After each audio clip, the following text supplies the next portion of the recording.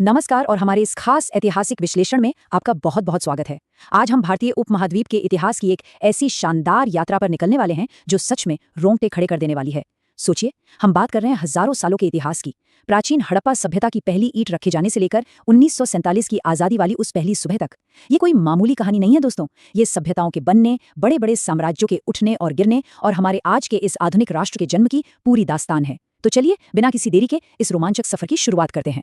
आगे बढ़ने से पहले एक नजर डाल लेते हैं कि आज हम किन 6 अहम पड़ावों से गुजरने वाले हैं। हम शुरुआत करेंगे प्राचीन भारत के उदय से, फिर चलेंगे मगध और उसके विशाल साम्राज्यों की ओर, उसके बाद पूर्व मध्यकालीन राजवंश, दिल्ली सल्तनत का दौर, मुगल और शक्तिशाली दक्षिणी साम्राज्य और आखिर में आधुनिक भारत और हमारा स्वतंत्रता संग्राम। चलिए सीधे अपने पहले पड़ाव की तरफ बढ़ते हैं।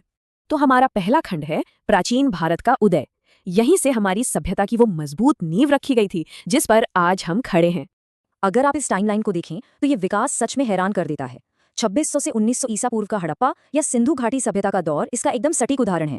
जरा सोचिए, मोहनजोदड़ो और हड़प्पा के वो शहरी केंद्र, उनकी जल निकासी व्यवस्था और नगर नियोजन इतना एडवांस था कि आज भी दुनिया भर के आर्किटेक्ट्स उन्हें देखकर दंग रह जाते हैं।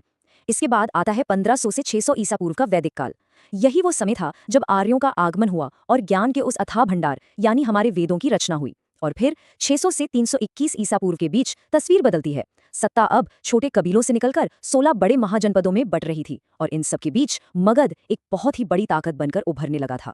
और इसी के साथ हम आते हैं अपने दूसरे अध्याय पर, मगध और साम्राज्यिक युग। ये वो दौर था जिसने भारत के पहले महान साम्राज्यों को जन्म दिया। अब देखिए, मगध की ताकत रातों रात नहीं बढ़ी। यहाँ 3 प्रमुख राजवंशों का एक के बाद एक बहुत तेजी से उदय हुआ। 544 ईसा पूर्व में बिंबिसार के नेतृत्व में हर्यक वंश ने मगध को एक नई दिशा दी। उसके बाद शिशुनाग वंश का समय आया और फिर अंततः 345 ईसा पूर्व के आसपास महापद्मनंद द्वारा स्थापित नंद वंश ने इसे एक विशाल और सुगठित साम्राज्य का रूप दे दिया। कुल मिलाकर इन तीनों राजवंशों ने मिलकर उस बड़े मंच को तैयार कर दिया था जिस पर जल्द ही भारत का पहला अखिल भारतीय साम्राज्य आकार लेने वाला था। ये दौर लगातार हो रहे राजनीतिक बदलावों का था। आप टेबल में देख सकते हैं कि 322 ईसा पूर्व में चंद्रगुप्त मौर्य द्वारा स्थापित मौर्य वंश इस युग का सबसे विशाल साम्राज्य था। इनका प्रभाव क्षेत्र सच में बहुत बड़ा था। उसके बाद शुंग और कण्व वंश का समय आया, लेकिन कहानी सिर्फ उत्तर भारत की नहीं है। ठीक उसी समय अलग अलग क्षेत्रों में सातवाहन और कुषाण वंश भी अपनी ताकत बढ़ा रहे थे। एक के बाद एक इन बड़े राजवंशों का आना और जाना हमें साफ तौर पर बताता है कि उस समय सत्ता का केंद्र कभी भी एक जगह पर टिककर नहीं रहा।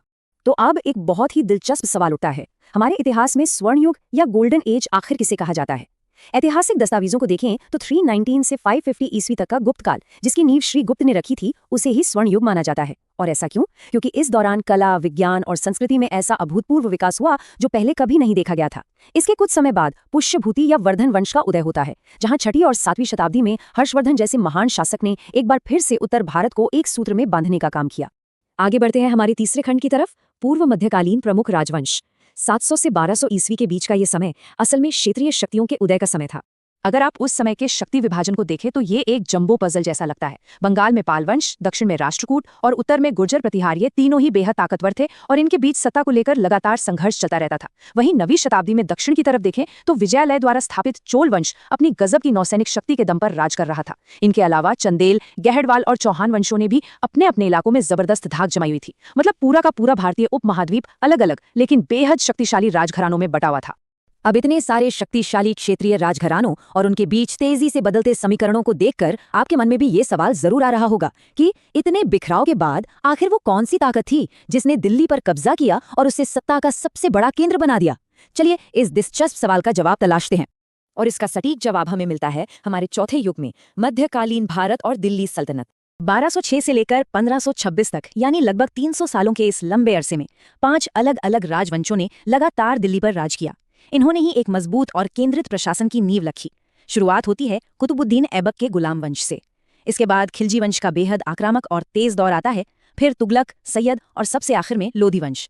इतने लंबे समय तक इन 5 राजवंशों का दिल्ली के तख्त पर काबिज रहना भारतीय राजनीति में एक पूरी तरह से नए युग की शुरुआत का प्रतीक था। हमारा 5वां खंड है मुगल और दक्षिणी साम्राज्य। असल में ये एक ही समय में चल रही 2 अलग अलग क्षेत्रों की बड़ी और समानांतर कहानी है। एक तरफ हम देखते हैं कि 1526 में बाबर ने उत्तर में मुगल साम्राज्य की नींव रखी, जिसके बीच में कुछ समय के लिए शेर शाह सूरी का सूर साम्राज्य भी आया। लेकिन ध्यान दीजिएगा, ये कहानी सिर्फ उत्तर भारत तक सीमित नहीं है। ठीक उसी वक्त दक्षिण और पश्चिम भारत में भी बहुत ही ताकतवर साम्राज्य पनप रहे थे। 1336 में हरिहर और बुक्का द्वारा स्थापित विजयनगर साम्राज्य अपनी अपार धन संपत्ति और समृद्धि के चरम पर था। और फिर 17वीं सदी में छत्रपति शिवाजी महाराज के नेतृत्व में जो मराठा साम्राज्य उभरा, उसने तो पूरे उपमहाद्वीप के शक्ति संतुलन को ही पूरी तरह से पलट कर रख दिया था।